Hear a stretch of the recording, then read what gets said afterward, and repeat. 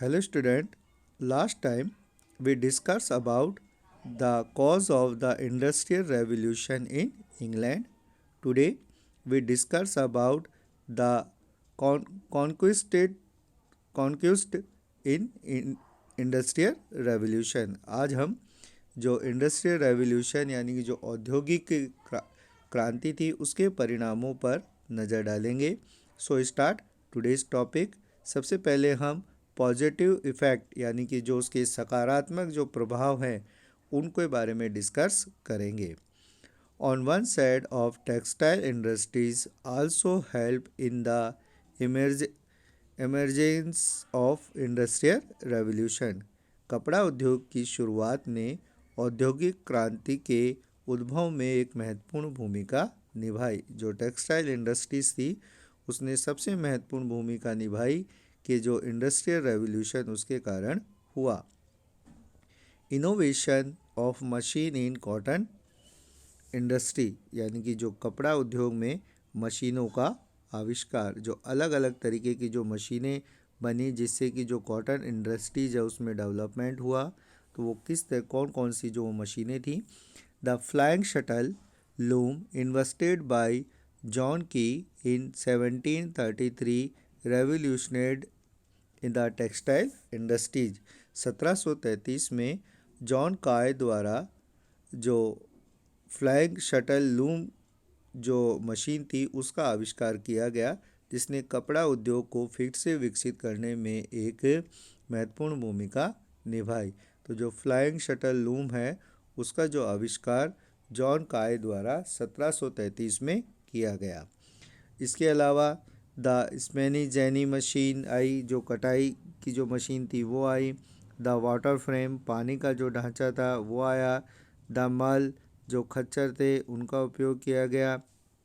Power loom विद्युत से चलने वाले जो करघे थे जिन पर जो वस्त्रों का निर्माण किया जाता था वो इसके अंदर आया। उसके बाद में रोड मैप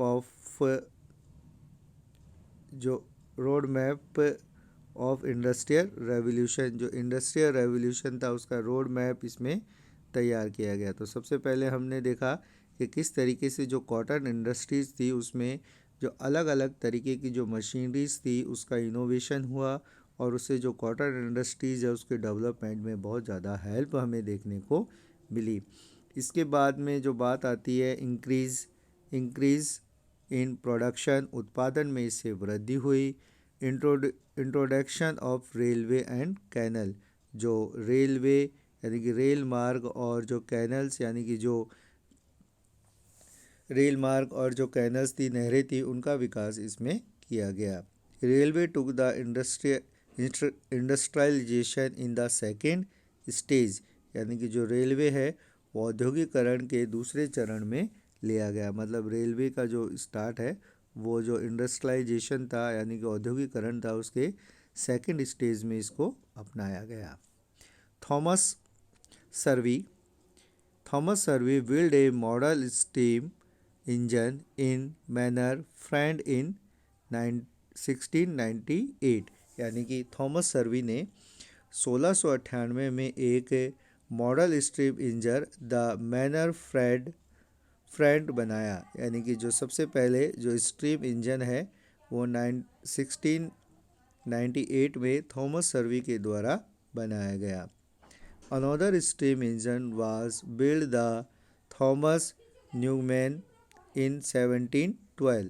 एक अन्य जो स्टीम इंजन है 1712 में थॉमस न्यूमैन के द्वारा बनाया गया था।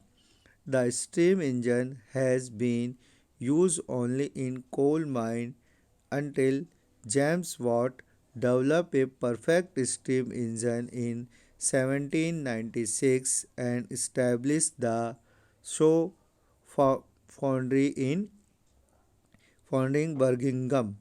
इट मीन्स जो स्टीम इंजन था उसका उपयोग पहले केवल कोयले की खदानों में किया जाता था। इसके बाद 1769 में जो जेम्स वॉट थे उन्होंने एक कंप्लीट स्टीम इंजन को विकसित किया और उसके बाद में जो बर्गिंगम के सोआ फाउंड्री में इसकी स्थापना की गई। मतलब जो एक परफेक्ट स्ट्रिप इंजन है वो 1769 में जो जेम्स वॉट थे उनके द्वारा बनाया गया था। James ब्रिंडली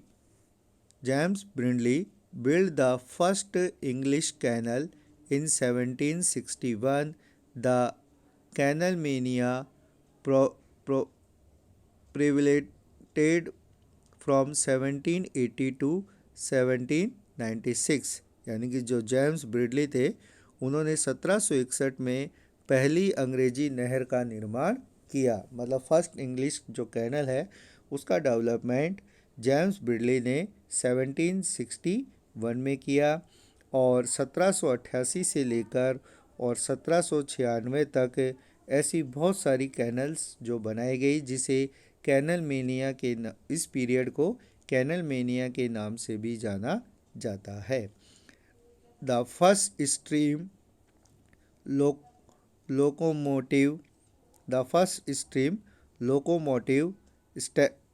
estimation rocket approached in 1814।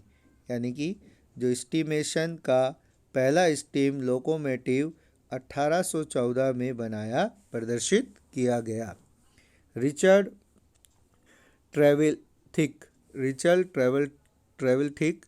Deserve an engine the pouring devil in 1801 and the locomotive the Blicker in 1814। यानी कि जो रिचर्ड ट्रेवल्थिक ने एक इंजन तैयार किया 1801 में जिसे पैफिंग डेविल के नाम से जाना गया और 1814 में एक लोकोमोटिव द ब्लिंकर का आविष्कार भी इनके द्वारा किया गया। The first railway line run between Stockton and Darlington यानी कि जो पहली रेलवे लाइन स्कॉटन और जो डार्लिटन के बीच चलाई गई।